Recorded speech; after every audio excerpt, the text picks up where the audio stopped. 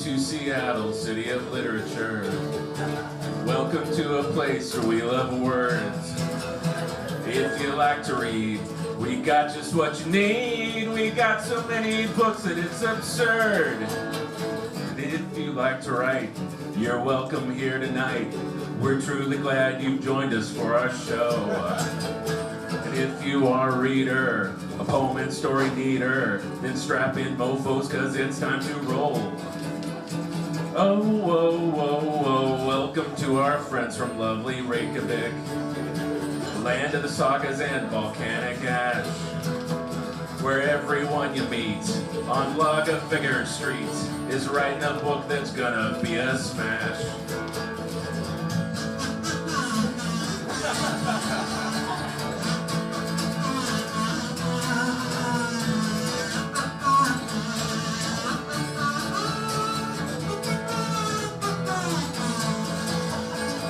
Whoever knew that writing books could be so sexy? Maybe one day you'll write a book as good as Sherman and Alexei. Read enough and write enough, tonight enough of us will leave inspired to write a masterpiece at least, or maybe we'll all be too tired.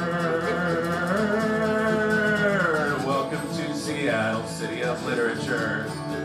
We aim to put a smile upon your face. If your heart's a-bleeding and it's a reading that you need, we promise you have come to the right. We're very happy you're here tonight. We promise you have come to the right place.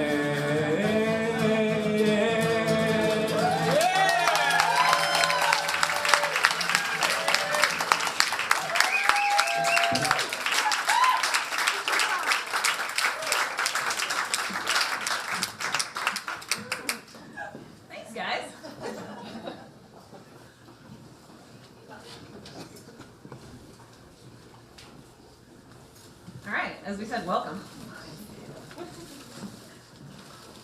So tonight, as you know, we have a week almost of Icelandic celebration. Welcome to the Writing Jam, brought to you by Iceland Naturally, Reykjavi UNESCO City of Literature, ZAPP, the Zine Archive and Publishing Project, and us, Seattle City of Literature.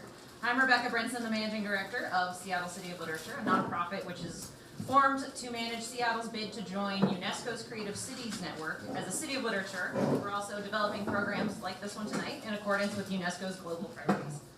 So tonight, we're proud to welcome Iceland's Bragi Ólafsson and our own Karen Finneyfrock. And what is a writing jam, you ask? Well, we're going to find out together. Here's how it works. A few months ago, we asked Bragi and Karen to provide brief character sketches. Then they exchanged them and each set about writing a story in which both of their characters appear. And those are the stories we'll hear tonight. So the character that Bragi provided, Hans Mar, 47 years old, a divorced father of two, an ex-soccer player, quite well off after years of professional soccer in England, but he has put on considerable weight in the last years and he suffers from high blood pressure. And the character that Karen provided, a female college student who is studying crows and has just started hearing voices.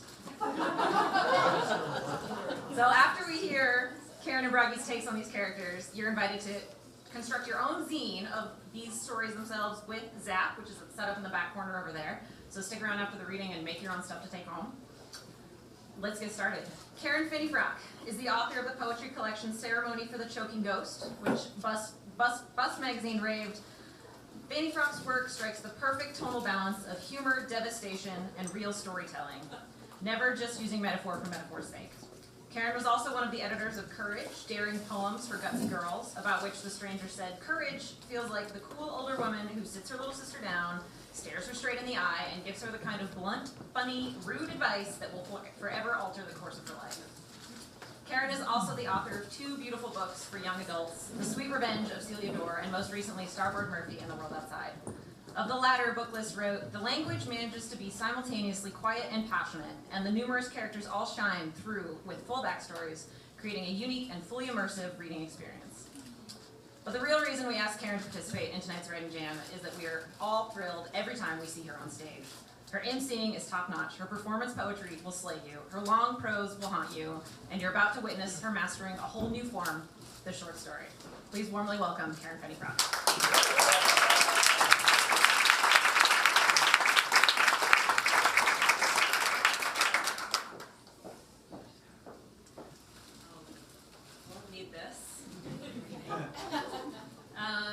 Hello, good evening. Thank you all so much for coming. I'm so honored to be here. I am thrilled. I've been thrilled since Ryan first told me about his idea for the City of Literature and Seattle hopefully being recognized as the UNESCO City of Literature. And so what an honor to get to read at this inaugural event. I think this is the first event, isn't it, that City of Literature is having. I'm also so thrilled to be reading with Bragi. I've been excited about it ever since the idea came to me, or really perhaps ever since I was in high school wearing all black, pulling my bangs in front of my face and listening to the Sugar Cubes and feeling a little bit cooler than all of the other kids around me. So tonight I am jumping into something I have not really done before, which is short story. And this event has changed my life in one other significant way, which is I've been thinking a lot about Iceland. And I'm finally jumping into, for the first time ever, writing some fantasy. And I'm writing this story about these sea witches. And it occurred to me that, of course, the sea witches are Icelandic, obviously. So now it's kind of infused my work in other ways. The story I'm going to read for you tonight, the title is Before We Go Quiet.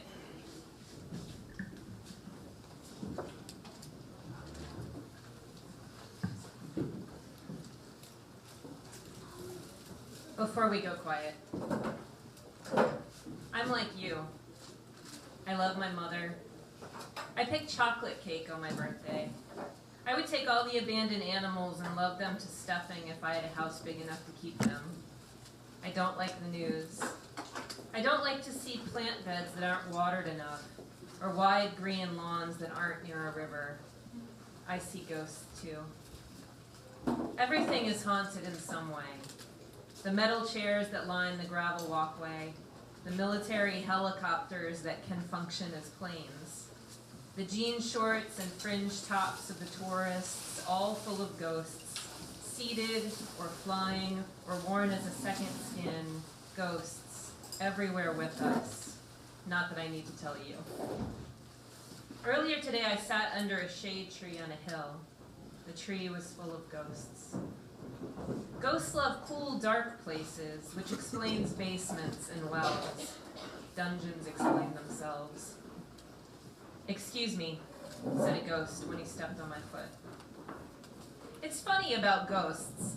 The way you have to keep them in their place or else they will run roughshod over your kitchen, turning out flour bags onto the linoleum, squeezing all the dish liquid into your sink.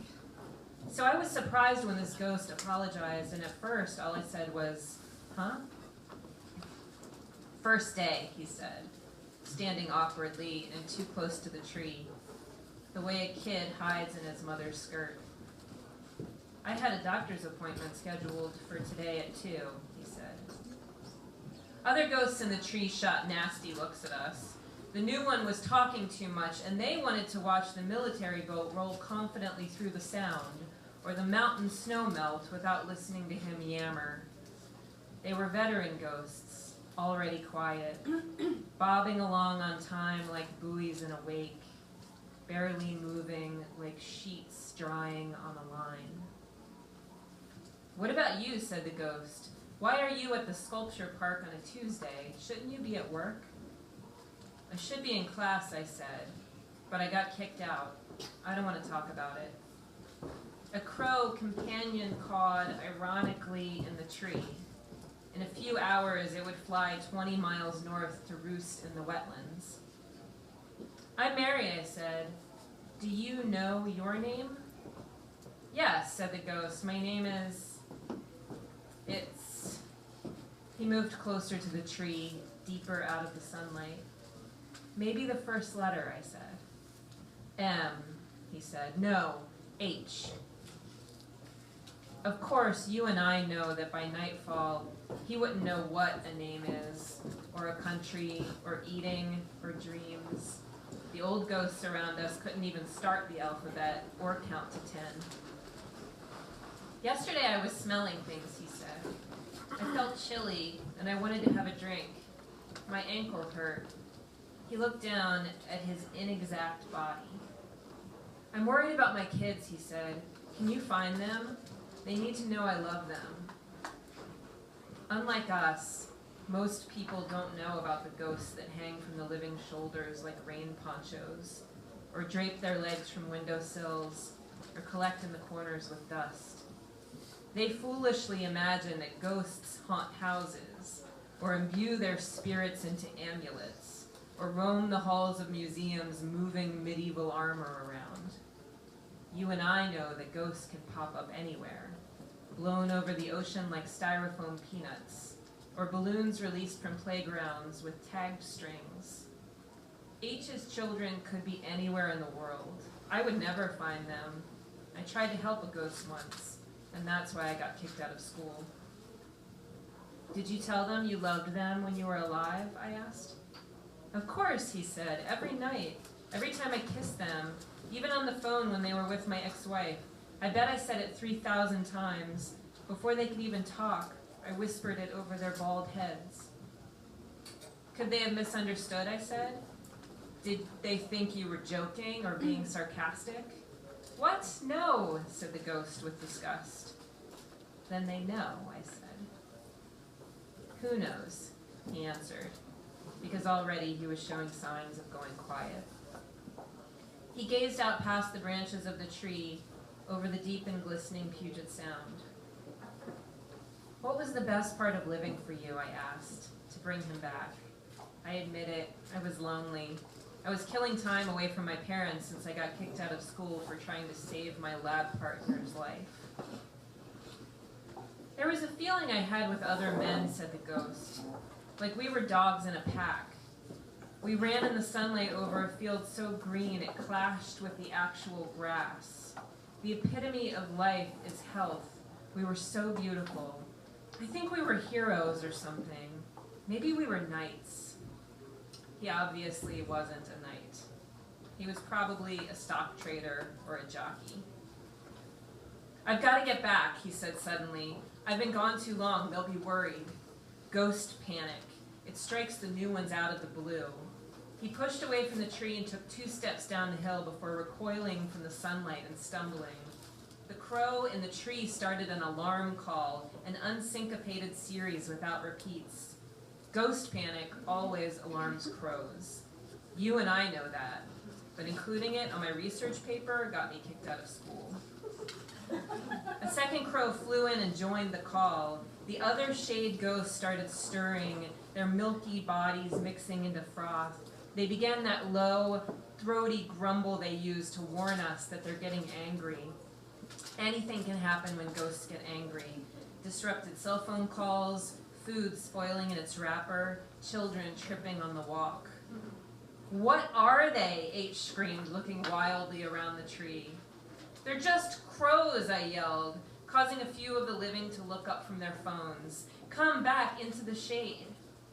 H crawled up the hill to the tree. He looked the way headlights do, sweeping over a lawn when a car backs out of a drive. Crows have more than 20 calls, I said, trying to distract him, but their major types are companion calls and alarm calls. These 2 will travel north at dusk to roost at my school in Bothell. I was their best researcher before I got kicked out. They glitter like coal in the sunlight, H said. So black they belong to space. I never even looked at birds. I played sports and watched the stock market and worried. I ate steaks and drank Patron and cursed. That was always the saddest part. I hate it when ghosts lose their families, when their loves and heartaches drift away like rafts on a sea.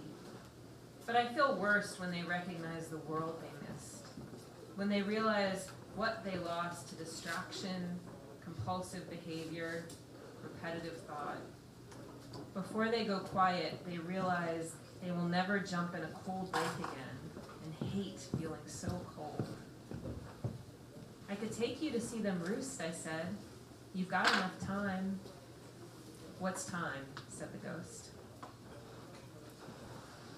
Like you, I've done difficult things.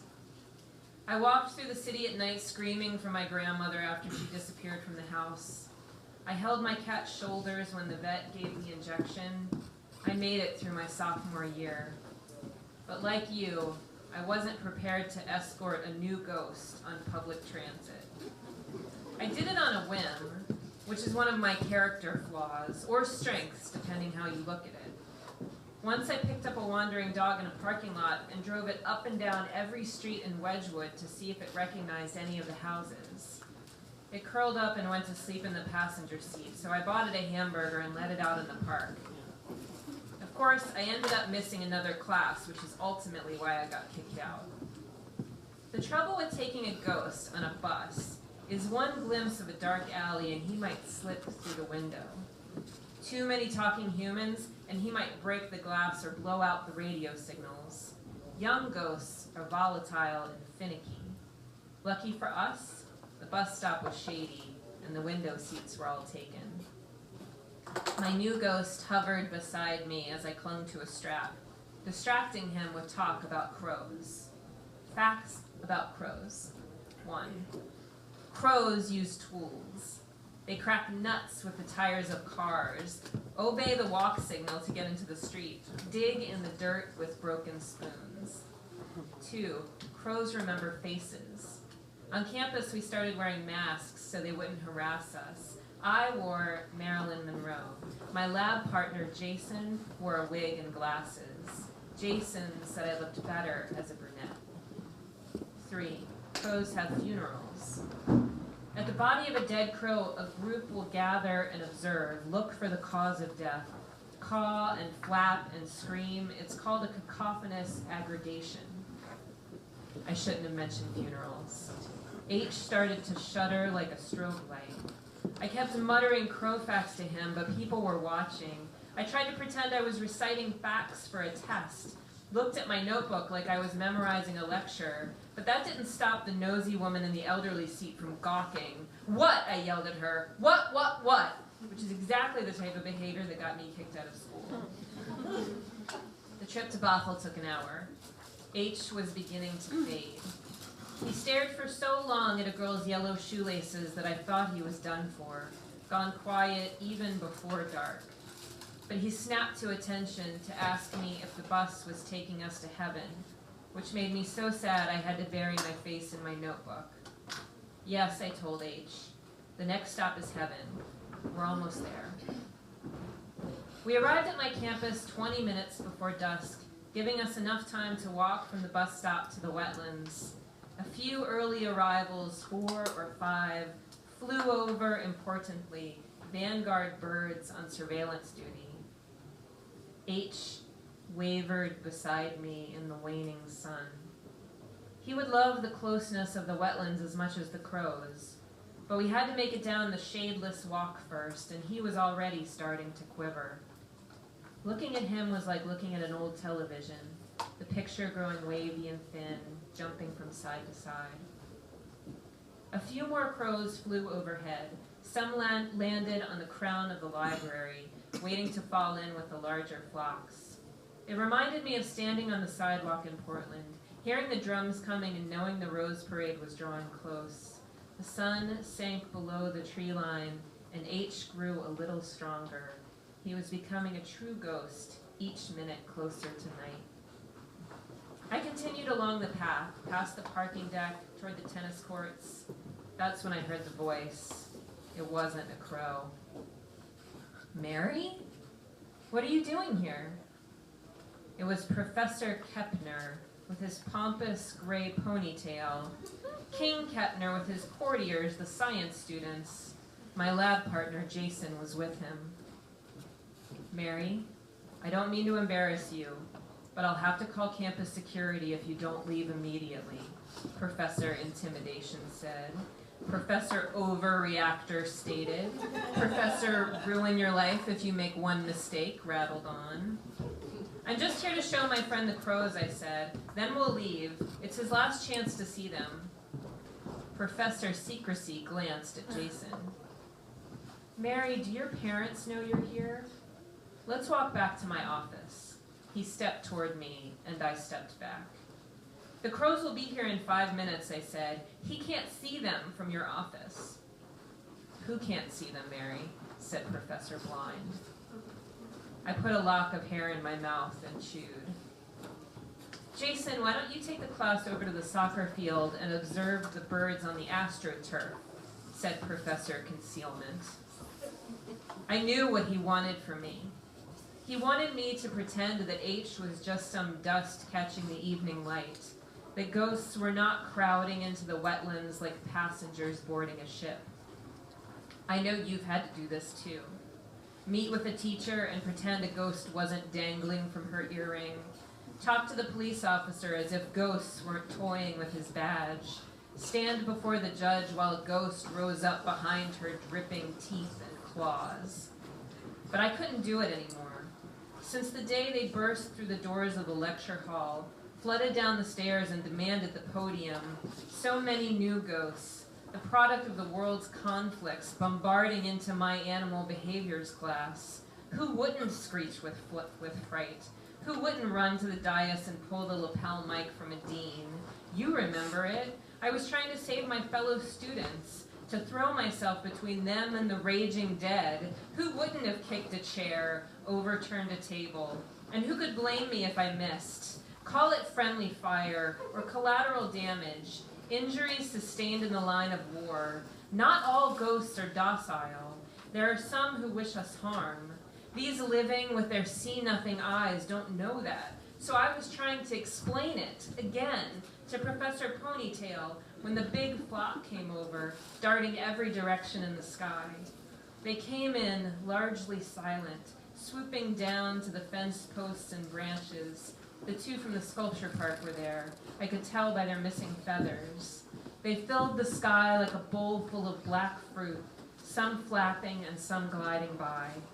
I heard H next to me sigh and mutter, "They're black as volcanic rock, so black they're white. They're flying to the next world just over the stone wall. They're leading me into winter like 100 angels." H started slipping away then, like a chalky puddle, dribbling toward the soccer field, the wetlands, and the other ghosts. I wanted to beg him to wait for me, to ask him to take me along. But that's why I got kicked out of school, and it wasn't my time to pass on. We all belong with the ones who can relate to us. Even the dead need to be understood. Even the crows fly miles to roost with other crows. That's why I'm so thankful to have you to listen and to understand me. I thought about you the whole time Professor No One walked me off the campus toward the bus stop in the dark. How I would call you and your voice would sound like syrup on pancakes. If I didn't have you, who would see me? Who would be enraptured by these miserable details? Who would find my small story enthralling? Who would miss me when I go?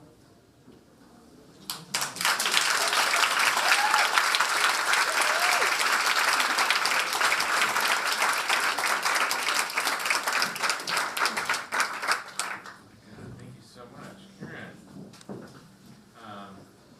So how many, I'm curious, how many of you have been to Iceland? Oh, look at that. That's good. How many of you want to go to Iceland? Yeah, okay. So if you go to Iceland, one place not to miss is the National History Museum. And what you'll find there is that you can go through the galleries and see things like textiles and recreations of turf huts and various artifacts that have been discovered in archaeological digs. And then you get to the last quarter of the 20th century, and suddenly it's a dance party, right? Suddenly it's glitz and glitter and disco and excitement and creativity. So in the last sort of 20, 30 years of the 20th century, Iceland really had this creative explosion. It was like a volcanic explosion of creativity. And one of the sources of that, one of the places where that really started was this band, Sugar Cubes, which was how many of us first started to become curious about Iceland. We are so proud to have a founding member of the Sugar Cubes joining us tonight, and we're doubly lucky that this gentleman has followed the muses into literature as well as music. I'm speaking, of course, of Bragi Ólafsson. And let's see, what else do I want to say about Bragi? I'll make sure I have everything right. Okay, so in addition to his musical career, he launched a publishing company called Bad Taste. He published a book of poetry around the same time that the Sugar Cubes were formed, and he's written 2 novels, The Ambassador and Pets. The Believer magazine wrote of the Pets, the words peculiar, uncanny, and strange appear in the early portions of Bragi Ólafsson's The Pets, and the novel's plot can certainly be described as such. And those are adjectives that those of us in Seattle who love literature can certainly appreciate. So please join me in welcoming Bragi Ólafsson to Seattle.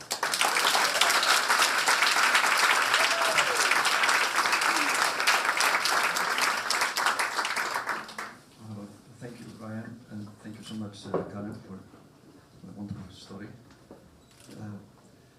in which you avoid mentioning his name of the character, which I found very intriguing. He didn't mention his strange name, which is Hans Maur, which I actually found out afterwards that means. The way it sounds in Icelandic means small hands, a man with small hands, Hans Maur. It sounds very German, this name, but it means, and I actually put it in my story, but this character has small hands.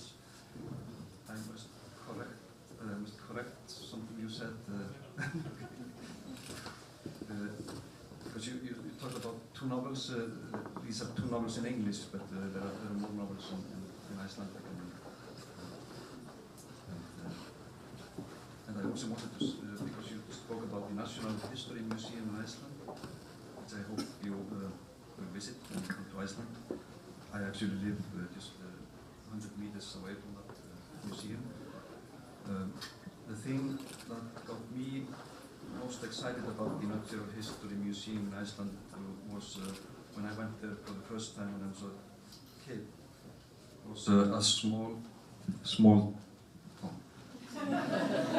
So now you're just starting getting. Okay. It was a small jar, a glass jar with a white substance, and this, I mean, because you have all sorts of ages-old things in the Natural History Museum, of course, like skeletons and old clothes of not of the Vikings, but swords and kinds of strange things. But this little jar contained the most exciting thing for the small children in Iceland, and it contained skyr. Skyr is actually available in the States. It's some sort of like a yogurt. It's like a dairy thing. And this was skyr from the 14th century. I haven't checked lately, but I think they still have it at the museum. And of course, it was not like a liquid anymore, like ashes, like white ashes, but actually skyr from the 14th century. Now, I don't know. He's introduced me, and I'm very thrilled to be here. This is my second time in Seattle. I came here 6 years ago, and I read at the same bookstore, but then it was at the other place. see. It's just as nice, even nicer. And it's very good to see so many people. I'm not used to seeing so many people when I read Reykjavi. but of course we're in America, so there are more people.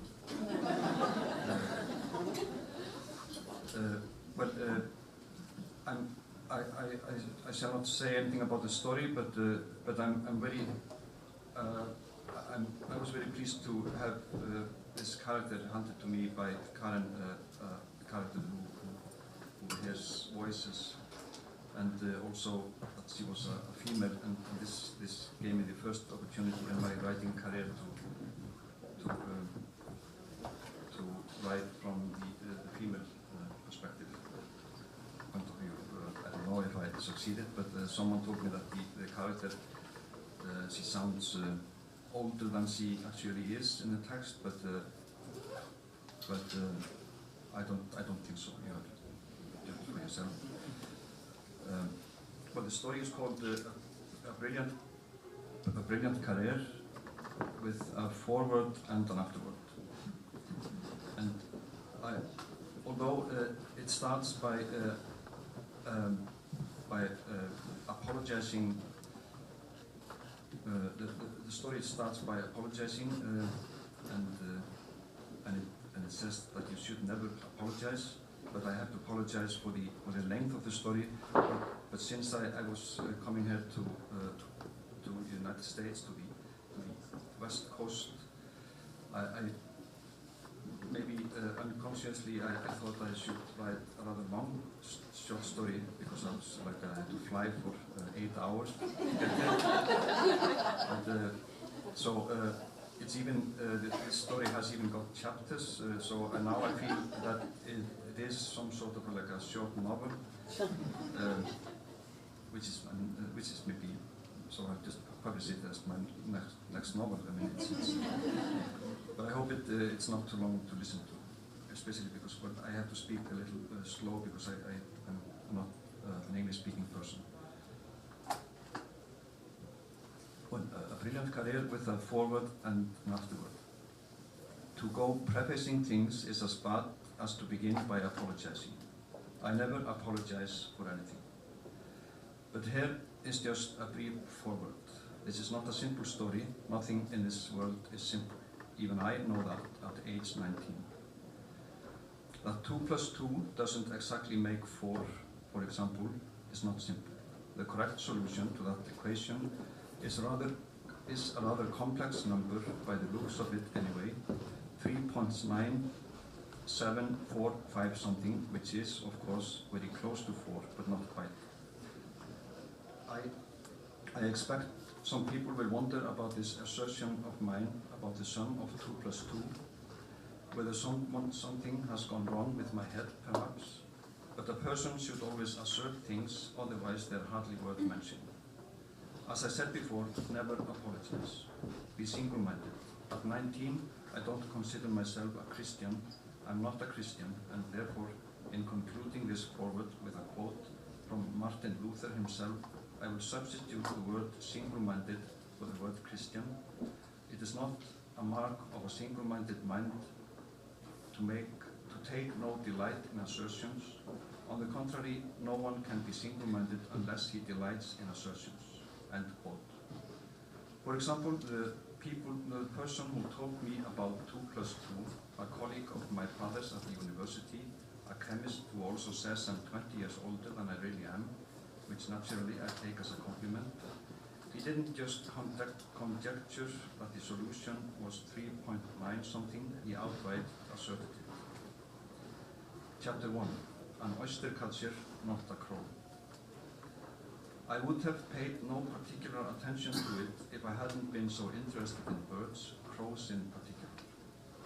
But the day before I saw the man in the leather jacket collapse at the feet of the German tourists, his body half on the pavement of the pedestrian path and the other half on the grass beside it, I was unexpectedly escorted on my walk by an oyster catcher, by a bird of the species of that name, that is, both on my way out to the bench where I like to sit, and from where I'll see this man crumble under his own weight, and on my way back.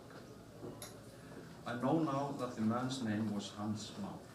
I know various things about him. I dug them up on my own initiative, even before reading his obituaries, feeling I owed it to him to know some details if I were going to take the liberty of going to his funeral.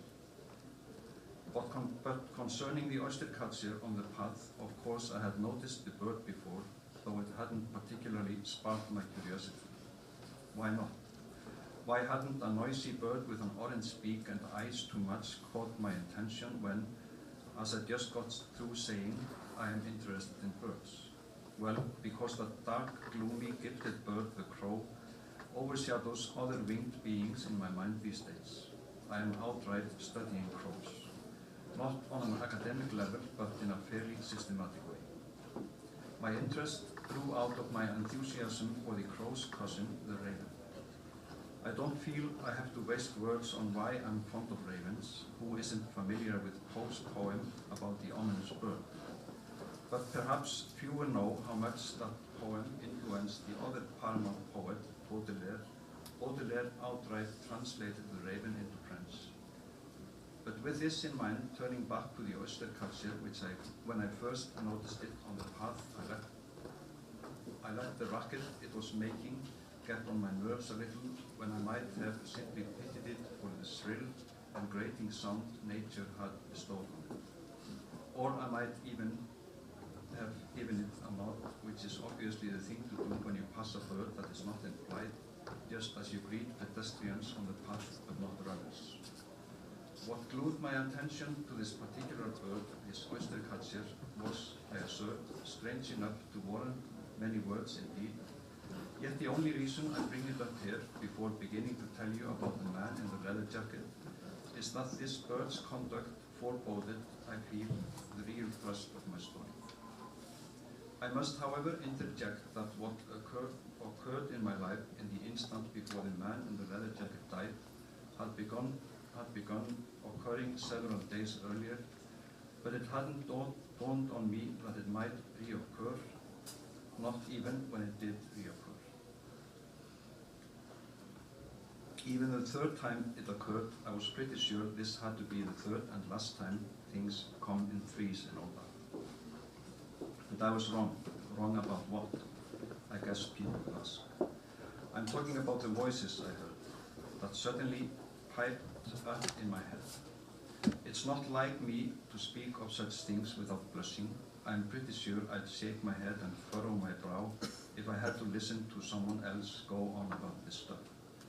Because in general, I want nothing to do with anything that isn't firmly grounded, nothing religious or occult, let alone anything even remotely tied to the so-called New Age.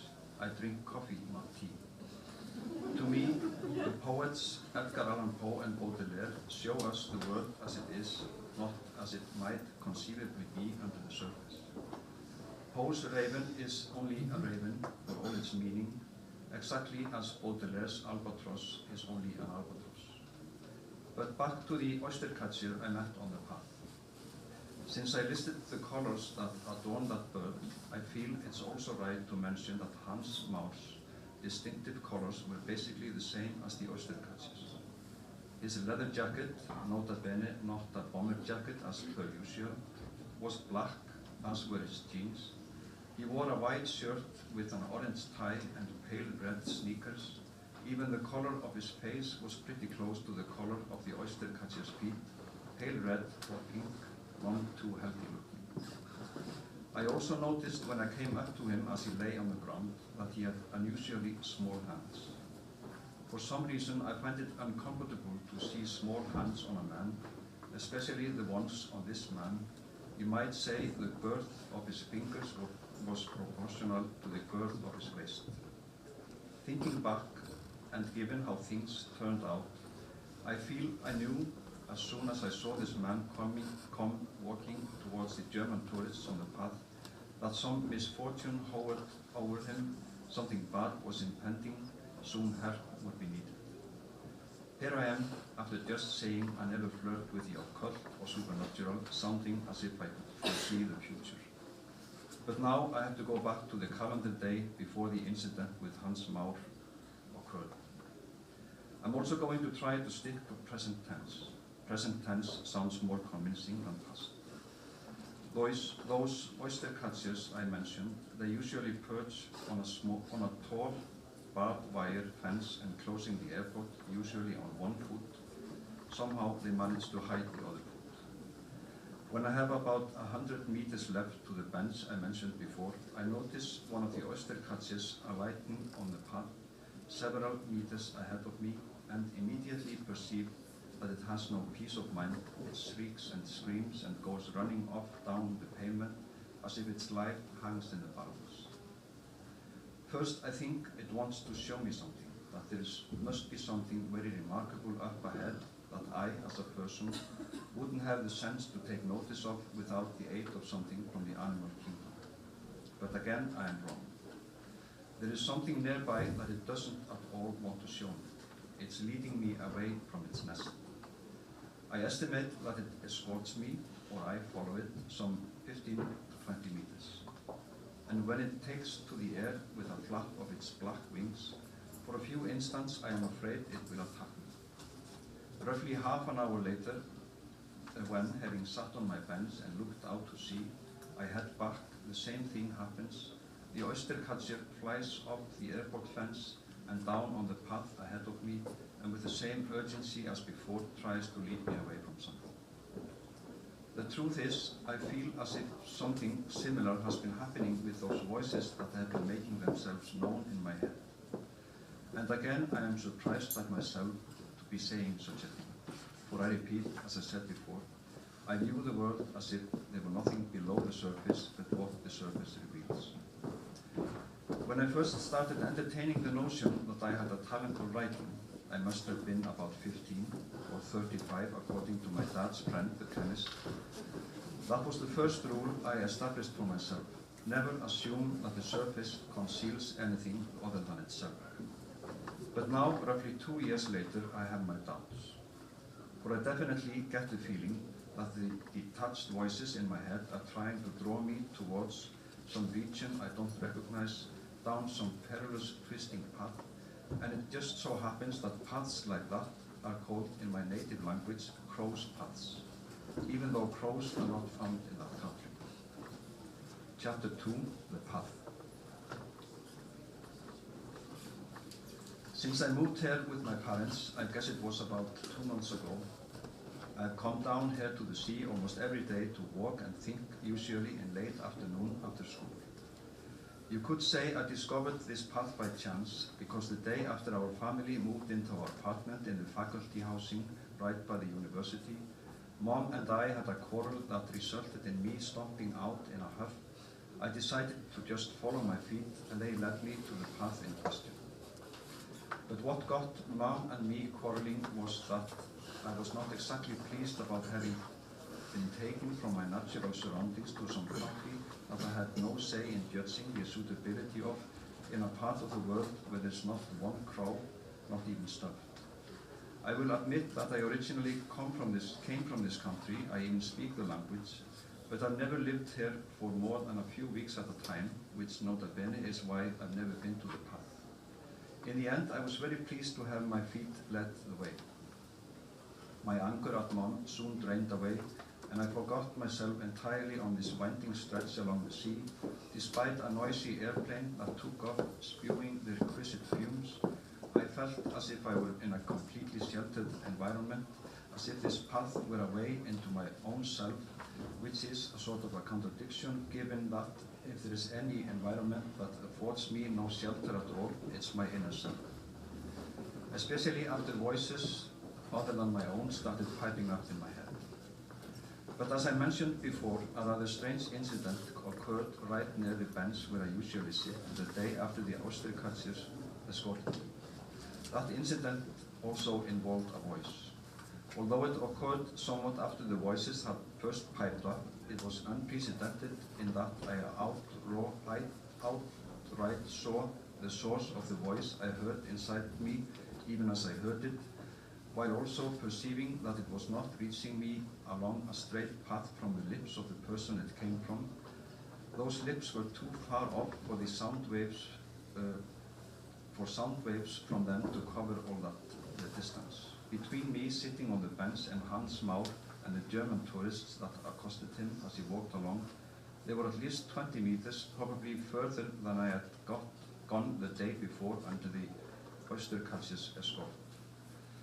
Besides, I couldn't hear the Germans at all when they addressed Hans, and it is therefore highly unlikely that his own voice could have reached me via the most direct route from his mouth. It came via other routes. But before I relate what he said, I want to briefly recap what the earlier voices imparted to me. Chapter 3, the other voices. In and of itself, what those voices said is of no consequence, but since it might have a certain entertainment value, I was on the bus the first time I heard a voice.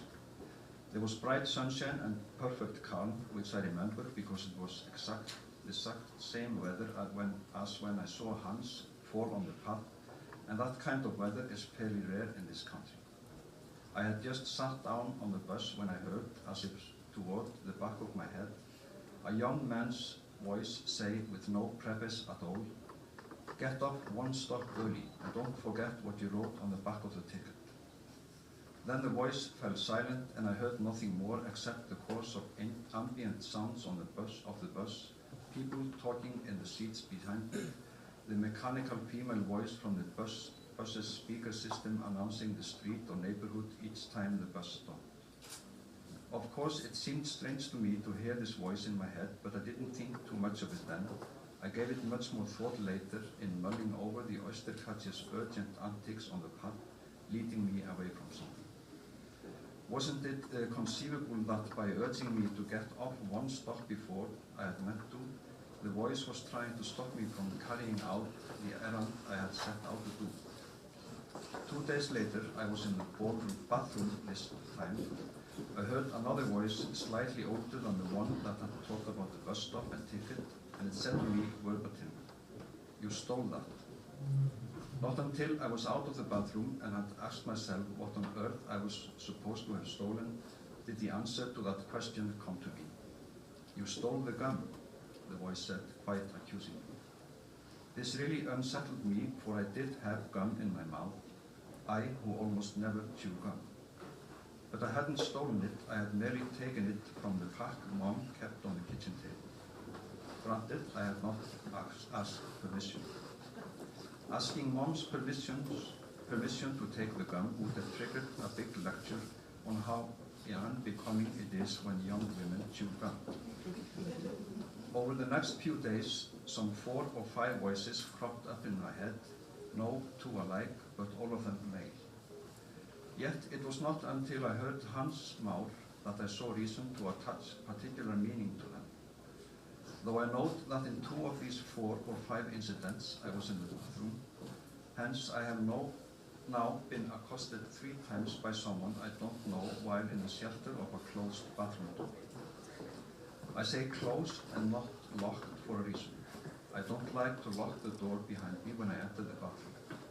It so happens that I had the unpleasant experience at age 14 of being locked inside the bathroom for several hours. I remember it as a terrifying experience. I felt as if I was standing upright in my coffin.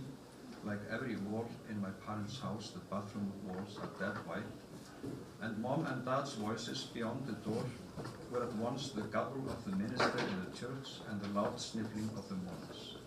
So now, having been disturbed 3 times by the above-mentioned voices in the middle of private hygienic bathroom procedures, I have still less desire to lock myself into any household space, while there remains the danger of not being able to get out of the lock on the door, assuming, I almost want to say, supernatural power. Chapter 4, Hans Maur's voice. I have nothing at all against soccer. I do think it's a silly sport and that its so-called beauty is overrated, but I have nothing against it per se, and have sometimes even enjoyed watching it when cup finals between national teams come down to a kind of trial court when the sentence is sudden death by penalty kicks. It so happens that the character who will lead me out of this story and into another, it's okay to be that way now, is or was a professional soccer player. In fact, a very well-known one. Around the middle of the 18th century, at least 2 centuries before people would begin to play soccer as we know it today, the philosophers and scientists of the European Enlightenment advanced the idea that visual and auditory hallucinations had biophysical causes, that the reason why they happened was overactivity in certain centers of the brain. I remember reading that somewhere long before I started hearing voices myself. But though the philosophers and scientists of past centuries appealed to common sense to destroy the romantic notion of visions and voices, that notion continued to hold sway, especially among writers, many of whom saw themselves as scribes to a higher voice.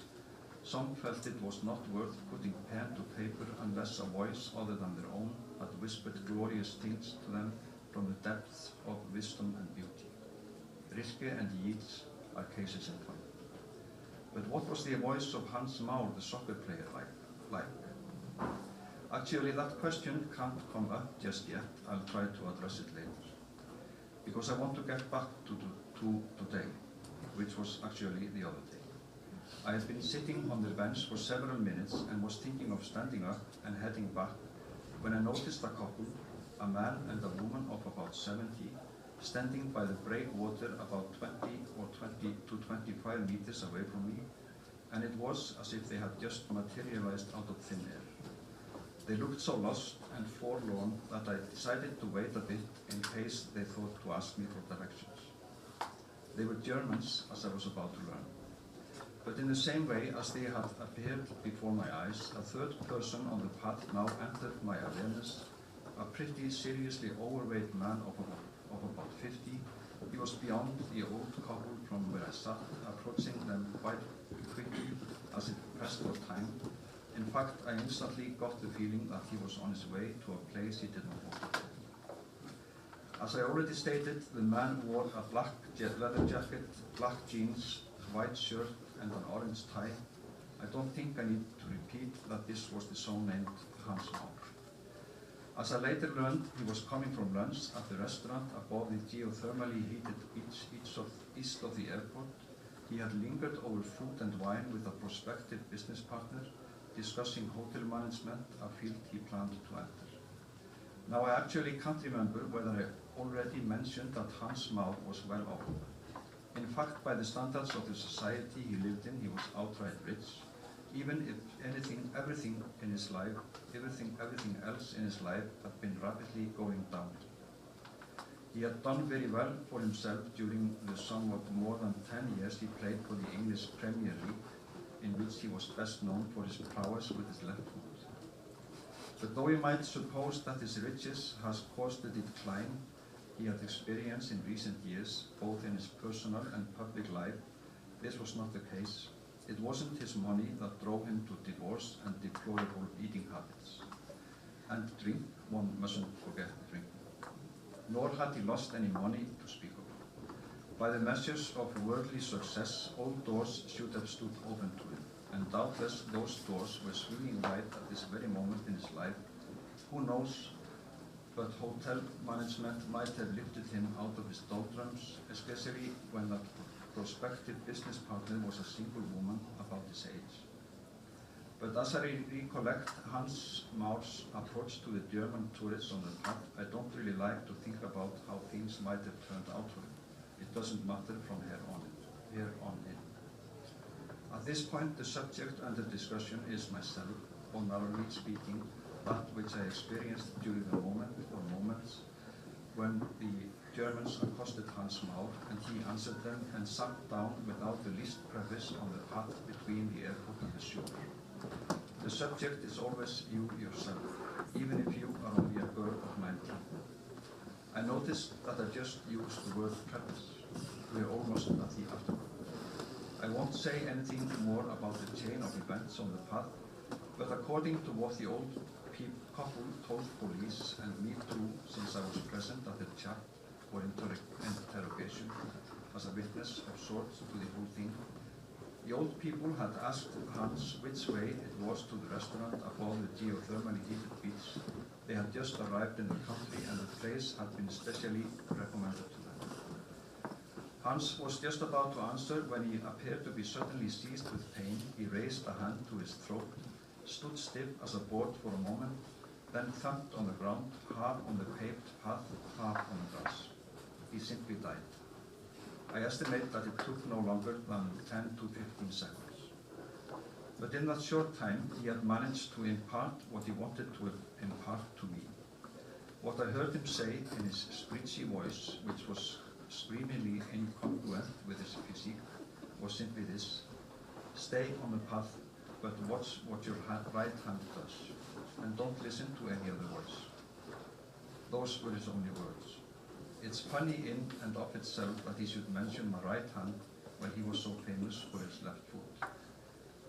The afterword. Early in this account, I used the phrase crumble under his own weight, suggesting that this was what happened to this man Hans Maur. He could not support his own weight, and was thus relieved of every burden. Hans Maur's body weight had gone well beyond the bounds of health, and if we can rely on what I gleaned reading between the lines from the minister's eulogy at the funeral, his mood as well had grown too heavy.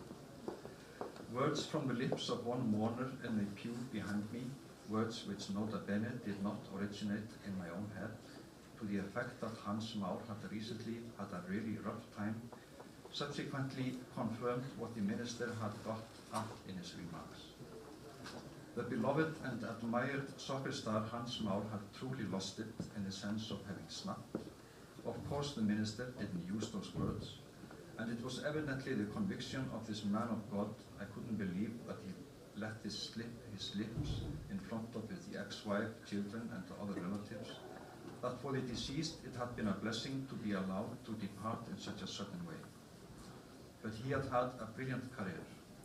The minister laid considerable emphasis on that dimension of his life, using among other things a very simple but apt sports metaphor that as a soccer player Hans Maur's aim had been true. It was also striking how many men of the deceased age were at the church. I thought I even saw some foreign and athletic-looking faces, which I conjectured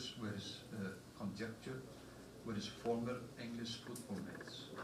And it was at that moment, as I was pondering those faces, that what I had suspected would sooner or later occur did occur. I heard Hans Maur's voice again. First he cleared his throat, and it was as if a rattling sound echoed in a rather narrow space. Then he said, fairly firmly, though his voice was even screechier than before, that man with the black hair and the soul patch sitting nearest the aisle in the seventh pew is named Andy. You can see the back of his head if you lean a little bit more towards that goddamn idiot sitting next to you. Of course, I was taken aback to hear that, though I had noticed the man with the soul patch. I had seen him before I sat down. Then Hans Maur added, and these were the final words he spoke during the ceremony: be careful not to start talking to that guy, unless you love talking about jazz. At least I thought I heard him say jazz. It was a little fuzzy. And I was pretty sure he was referring to the foreigner, not the person sitting next to me. As for whether I love talking about jazz, I assert it is not so. I actually began above by asserting something about assertions, and moreover cited Martin Luther or twisted his words to bolster my case. But to make an assertion you have to be single-minded, not somehow Christian, as in Luther's original worldview.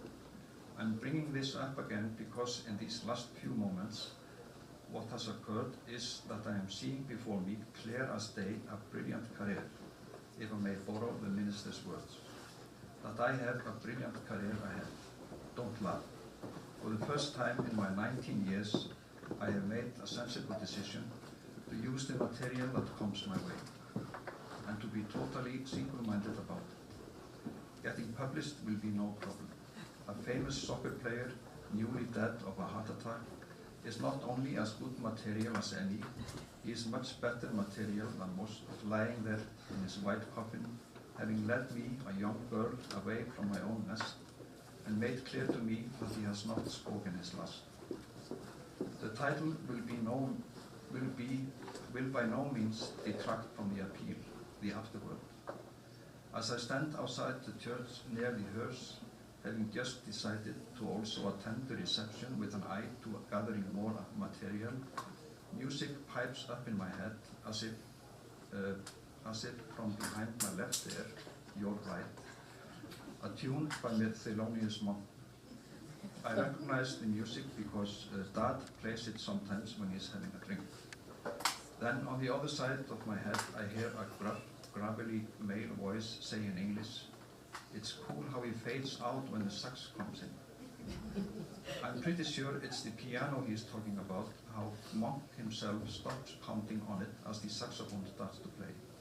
But I'm not listening, neither to the music nor the English voice. Hans Maur told me not to listen to any voice but his. Thank you very much.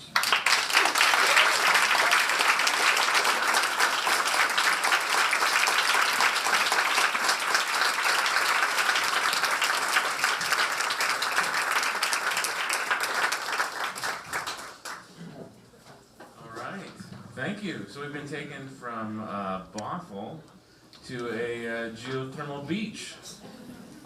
Excellent. Let's hear another round of applause for Karen.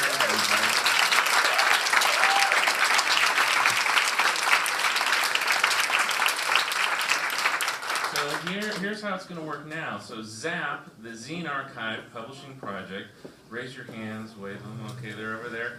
They are on hand to help you construct a zine of the work you just heard. Welcome to Seattle, city of literature. Welcome to a place where we love words.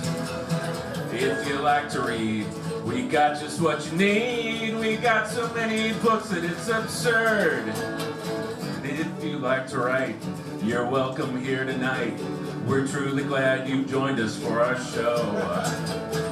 If you are a reader, a poem and story needer, then strap in mofos, cause it's time to roll. Oh, whoa, whoa.